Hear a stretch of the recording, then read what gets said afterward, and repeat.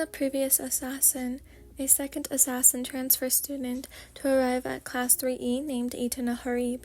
He was apparently Koro's brother, and here to kill him. A match took place, and Koro kind of won.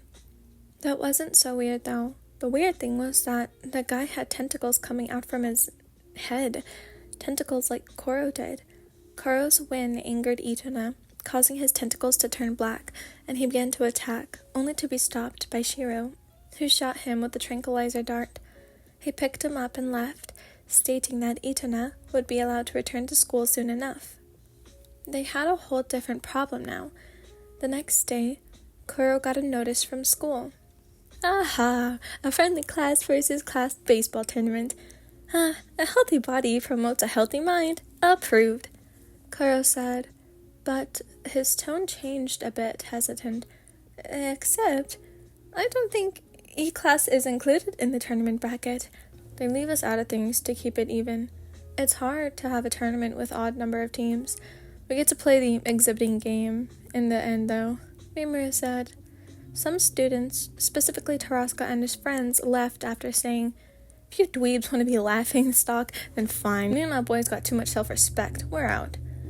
"We should ask Sujino for some pointers. He's the baseball guy," Meihara said, turning to him. "What do you say, man? Any tips?" Sujino frowned and looked down. He said, "Not to be negative, but we're screwed, like royally. The Kunigagaku team has Shindo as their captain. He's good, and colleges are already scouting him. It's not even fair. Not gonna lie, though. I'd give anything to beat him.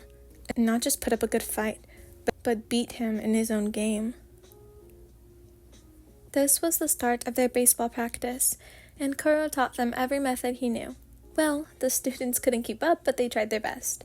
He treated the practice like an assassination lesson. While the boys were busy training with Koro, the girls also tried their best. But from the looks of it, many of them lacked strength, and the bat was very heavy for some reason. It was a very busy week, and it helped Wyan to think about Karma and what she was going to tell him. The day before the exhibition game, she watched the boys take their turns and train with Koro. "Hey, your practice is over?" Sujino asked, and she snapped out of the daze. "Oh, when did you get here?" Wyan asked as he started drinking some water. "Just now? You didn't see me?" Wyan blushed and said, No. It's just that I've been thinking a lot." "About Karma?" "How do all of you know about this?" "Don't be mad, but you're kind of transparent when it comes to him, and we've all seen how you become different. I mean, you don't exactly avoid him, but it feels like you're pushing him away and maintaining some distance." "Well," Wyan sighed and said, "can you blame me? I know he finds it funny to tease me." "But you like him, don't you?" "Yeah, I think so. I don't know. He's good at what he does, and I guess he's flirting worked on me." "I mean, don't be so sure about him. He can surprise people, too." "Of course. You guys would know about it, Okuda, right? I didn't mean it that way. When I said he's surprising, as in, we've actually never seen him this restless before." "Huh?" "Just talk to him. Besides, he didn't actually mean Okuda. I'm sure, with her chemistry knowledge, it would be a match made in heaven, according to him." Sujino sat down beside her and wiped his sweat. "It's purely based on his ideas of evil pranks and tricks." Wyan stared at him and blushed. "What? Hey, I entered the room with him that day. I know." She cleared her throat and looked down at her fingers. Thank you, Sujino. Trust me, it's just so weird to see him restless around you when he's calm in most dangerous situations. He's clearly bothered by it. I don't avoid him, though. I mean, he shouldn't be bothered." "Yeah, but you're not talking to him like you used to. You're kind of faking your conversations." Sujino got up and fixed his gloves. "Talk to him today, because we have a match tomorrow. Do it for all of us. Take one for the team." "Okay," Wyan said as Sujino ran toward the field. "Best of luck tomorrow." Karma wasn't blind. He saw the smile on Wyan's face as soon as Sujino left. It wasn't that he was jealous. Of course he wasn't.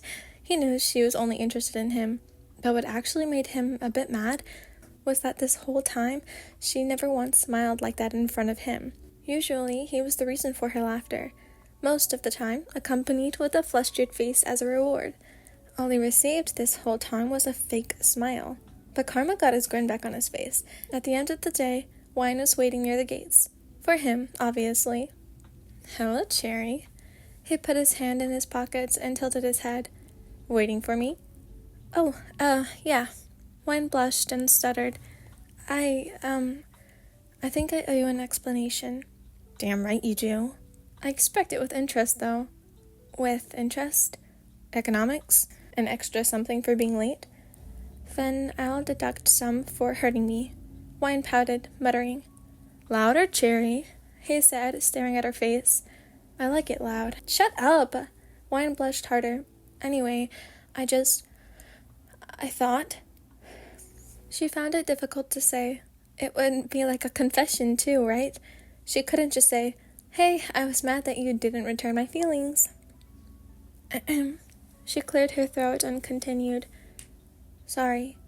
It's just that I heard you say during the field trip that you liked Okada.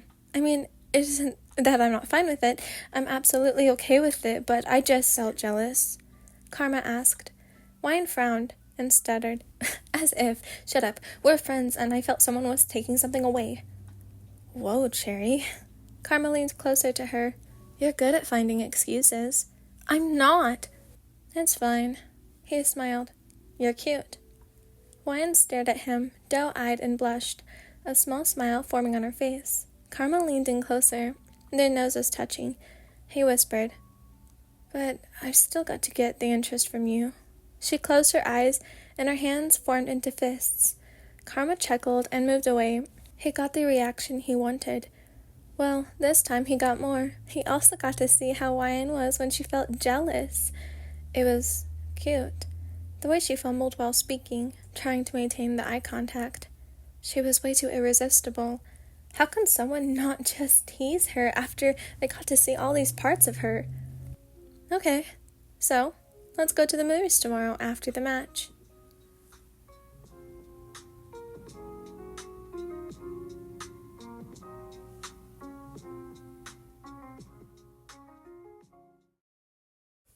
Y'all, I edited this whole thing, edited this whole thing, and I'm just now realizing I forgot to make the outro. My bad. But anyways, hope you guys enjoyed the video. Thank you for listening. Have an amazing morning, have an amazing evening, have an amazing afternoon, whenever you're listening to this, and I will see you guys when I see you guys. I love you all. Goodbye, everyone.